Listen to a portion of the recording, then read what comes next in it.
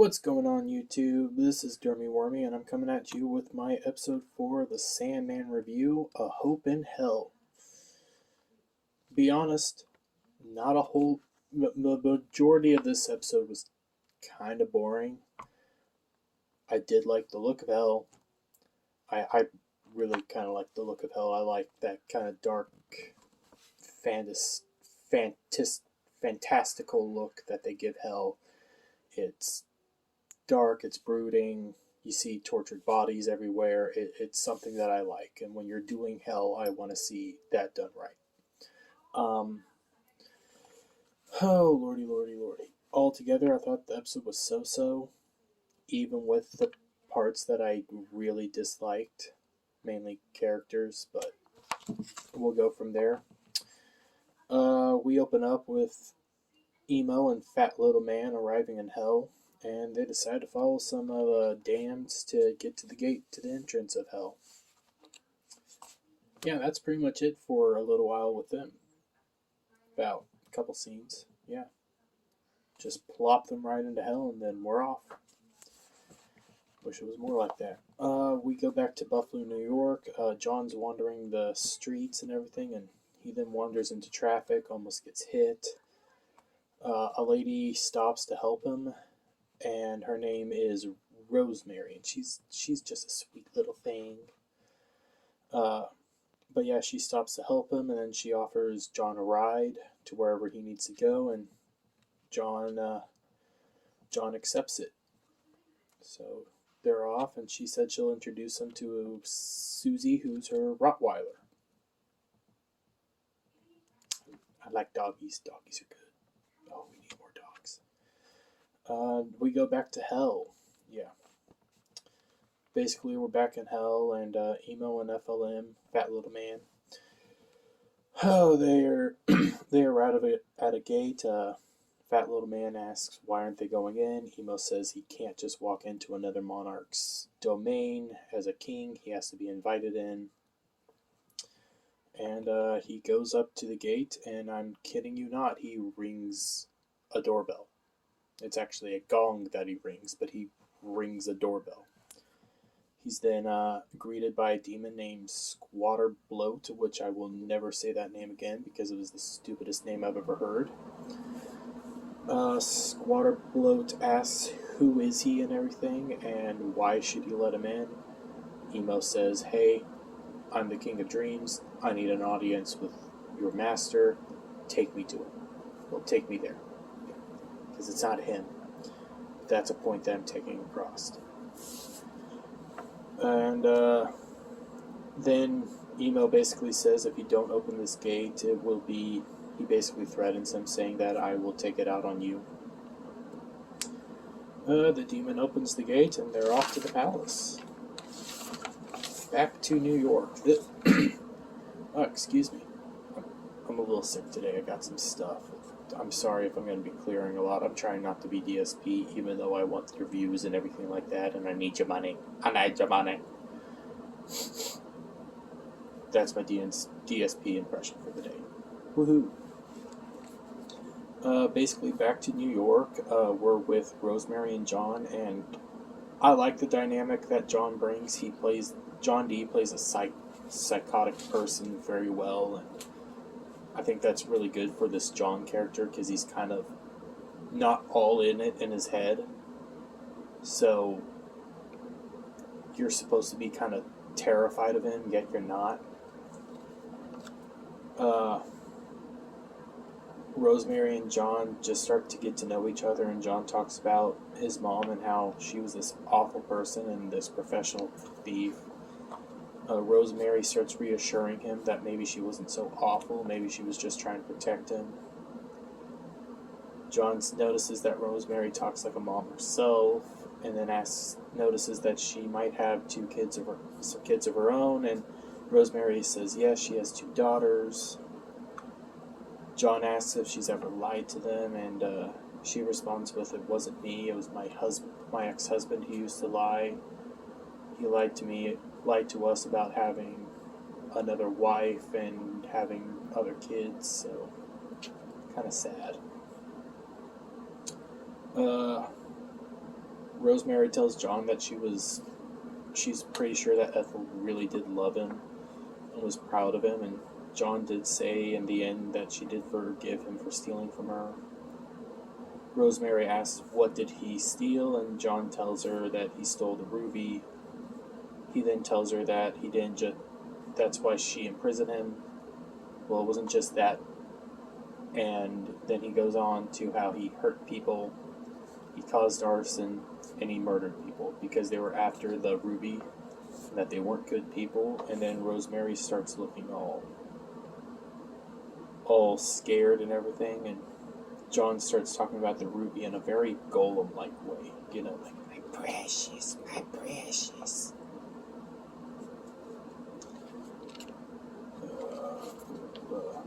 We go back to hell. Hell was a very long, boring time. It just looked nice. For the majority of the time in hell, it was just long, walking and talking, walking and talking, walking and talking. But Emo and Fat Little Man, Patton Oswalt, they're being guided to the castle. Emo starts talking about Lucifer. And yeah, I don't like what they did to Lucifer. Lucifer is supposed to be this big, menacing, or suave, like, he's supposed to be menacing in a way, but yet very suave and alluring. And what they did was made Lucifer into a joke, kind of.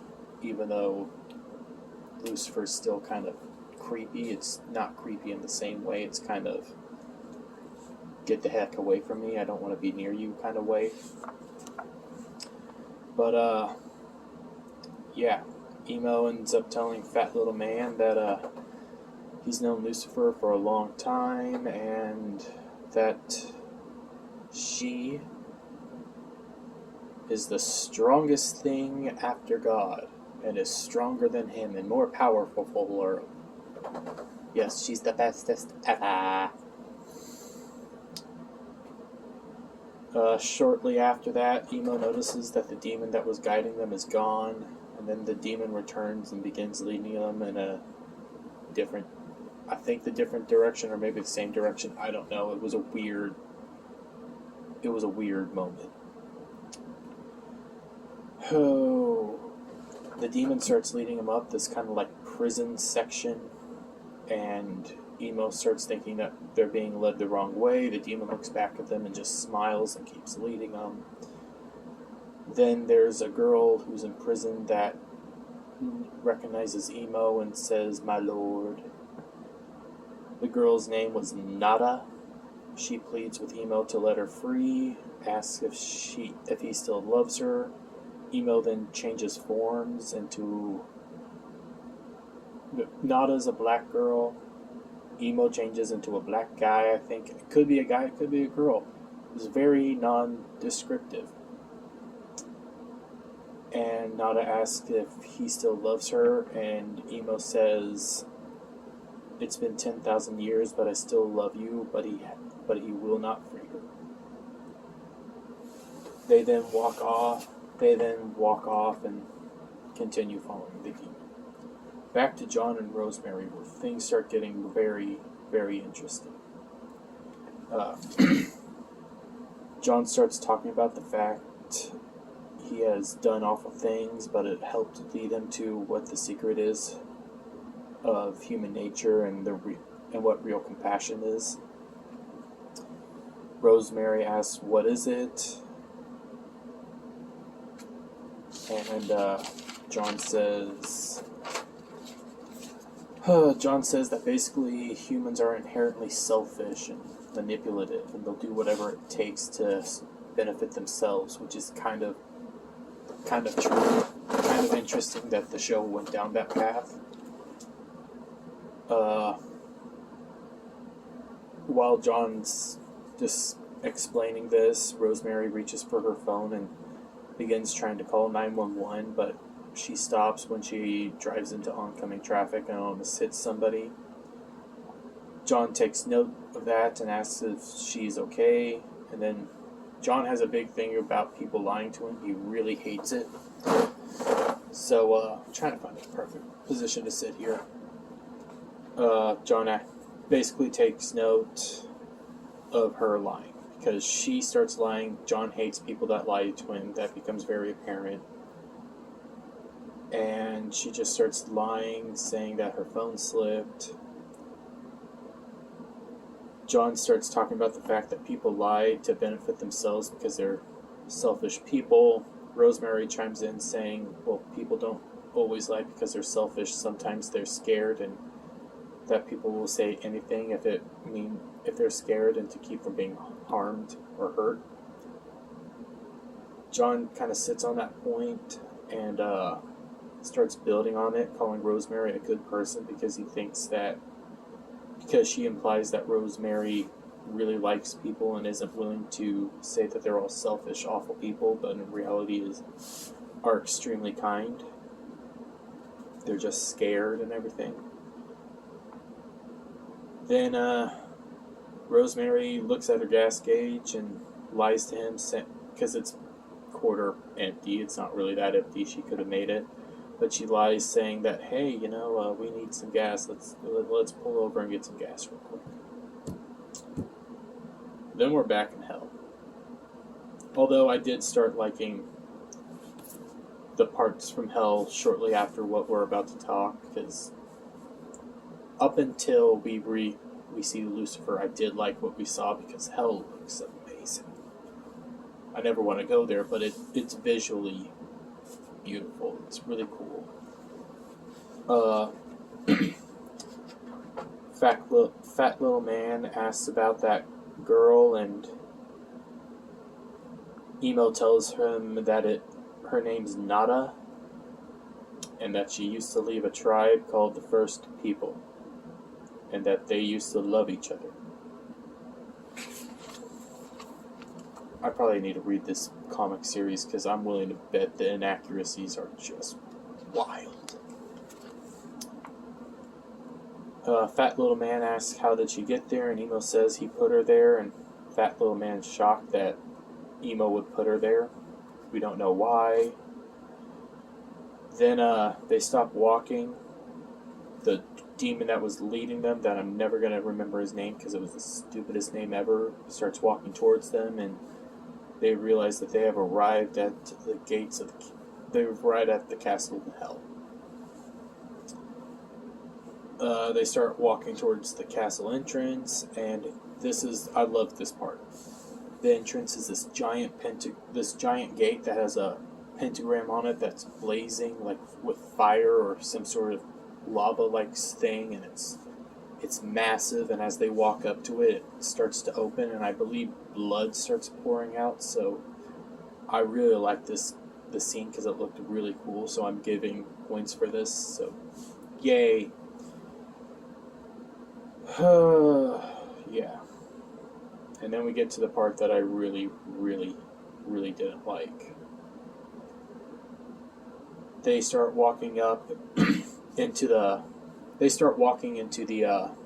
castle. They get to this chamber, and at the end of the chamber, you can see these black bat wings, which go to somebody in a giant person in a white robe and nice blonde hair.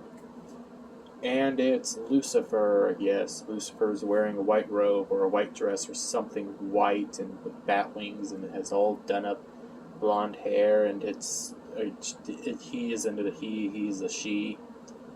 She looks ridiculous, and she's being played by the girl that does Brienne Tarth from Game of Thrones. So she's tall and androgynous looking, but we know it's a girl. So, with a vadu so bad that it made... Oh my god, I forgot the Lannister guy. Do you know what? I destroyed the joke. Moving on.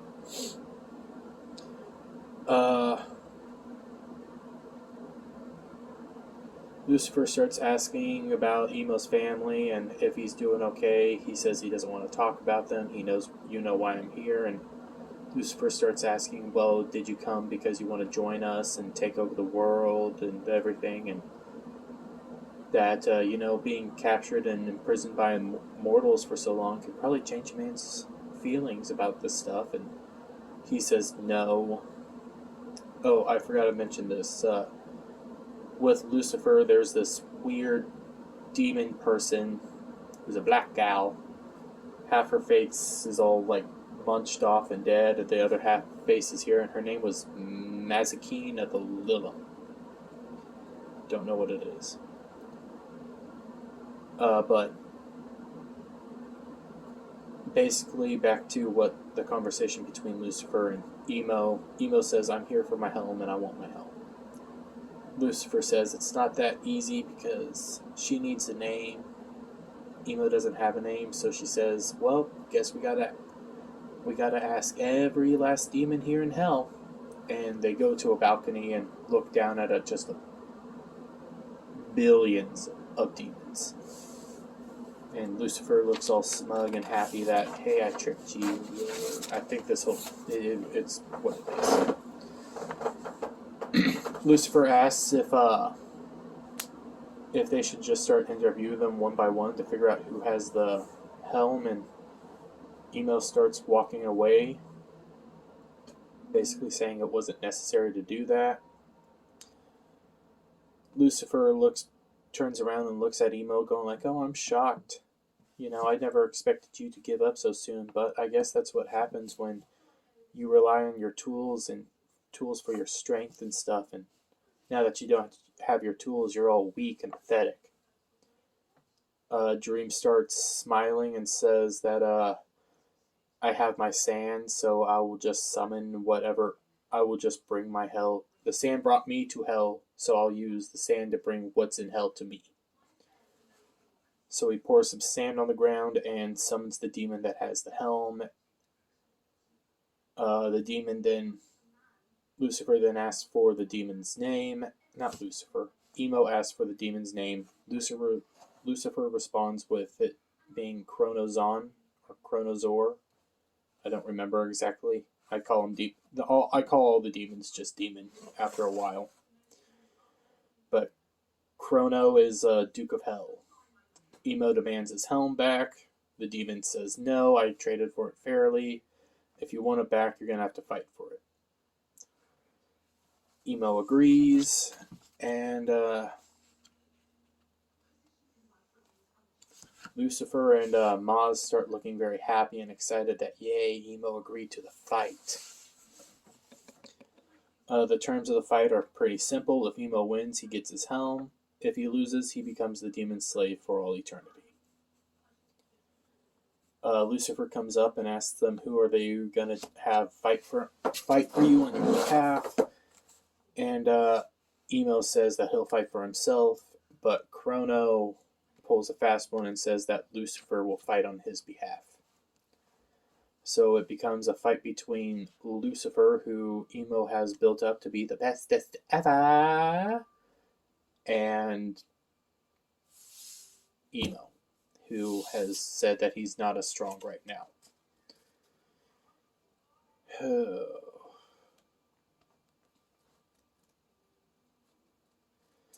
But in the end, Emo accepts. God, I keep getting mixed up. I hate Lucifer. Emo accepts the terms, and the fight goes on. We now go back to Rachel and John. They're at a gas station, stopped for gas. This scene was really, really intense because John D puts off this presence of he is a psychotic person, and I loved it. So Rachel gets out to start pumping gas. She then turns around and lies to John, saying, hey, it's a prepaid pump, so I'm going to have to go inside. Do you want a drink or anything? John says no. Rachel turns around and starts walking towards the entrance, and then John gets out of the truck and says, you know what? I do want a drink. Rachel asks, what do you want for a drink? And John says, I don't know. I've been in prison for 30 years, so let's go see what they have.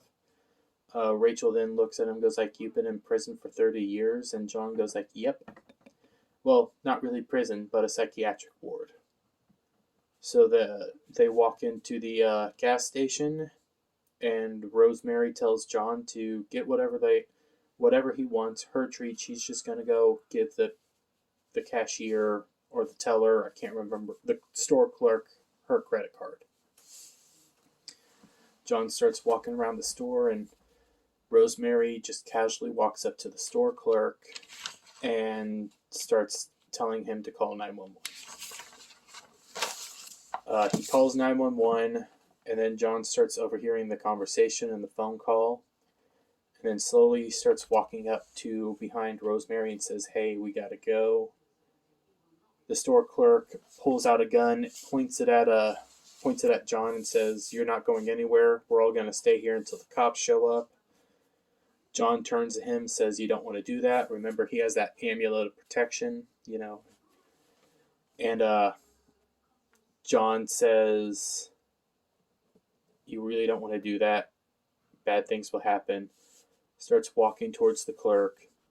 The clerk says, "Stop or I'll shoot." John keeps walking. Then we cut to outside and we see the guy blow up from the outside. His blood and everything just right there.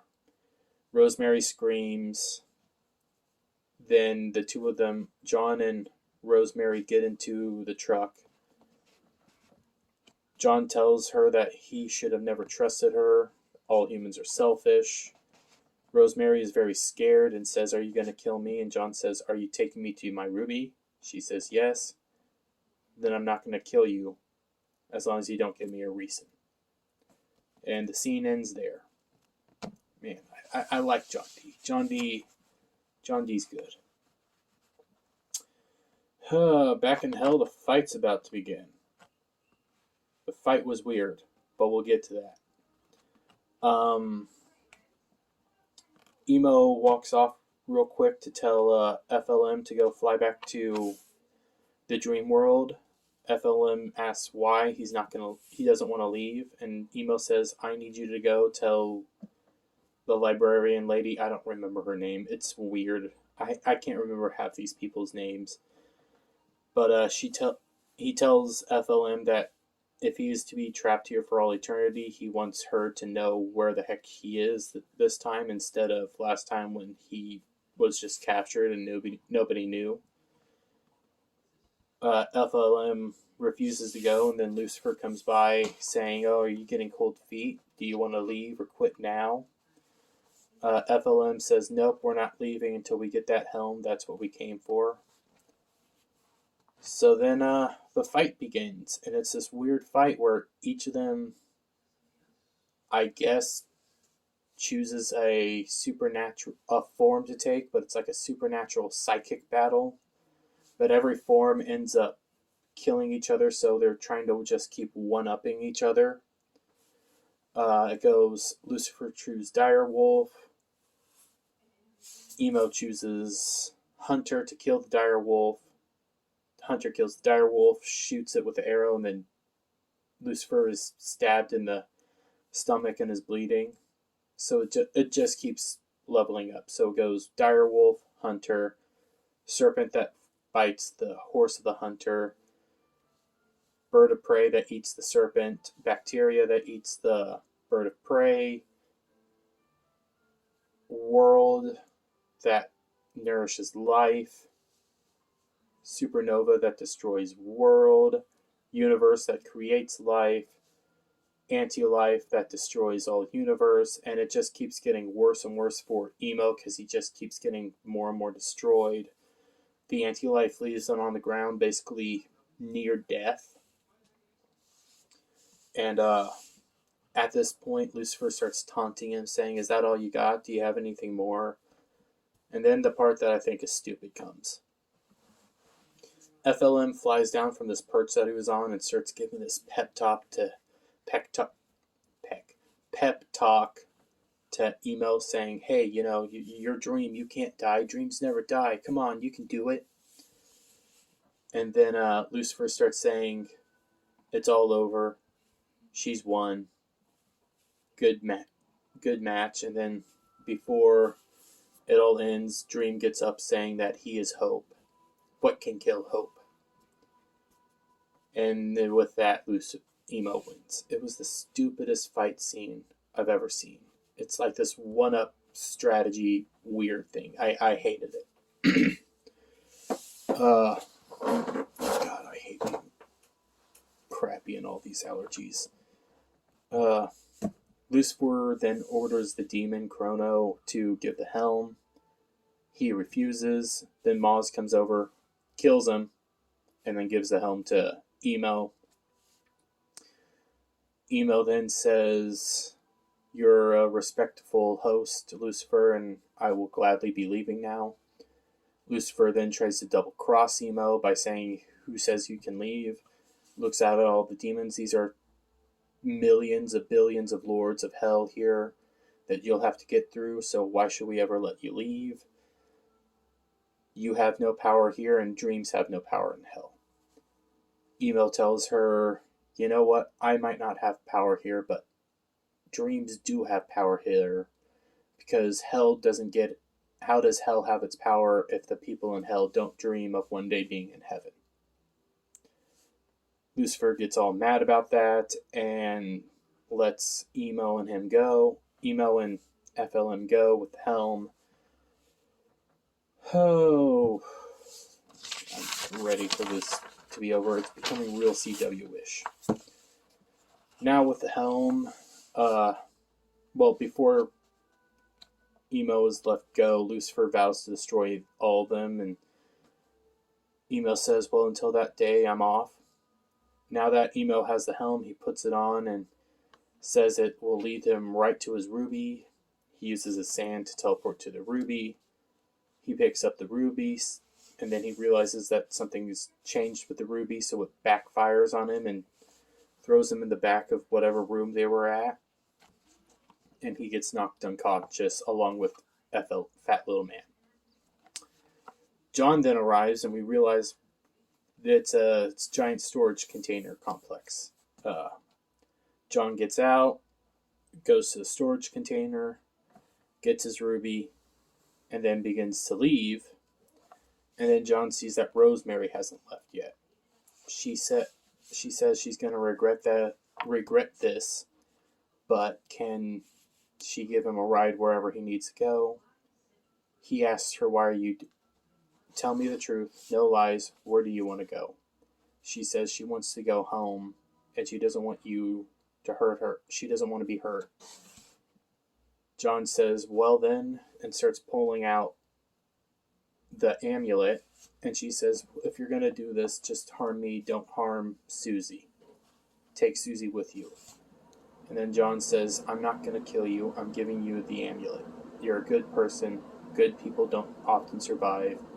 This will keep you safe, and will bring you long life. My amulet can't even hurt you.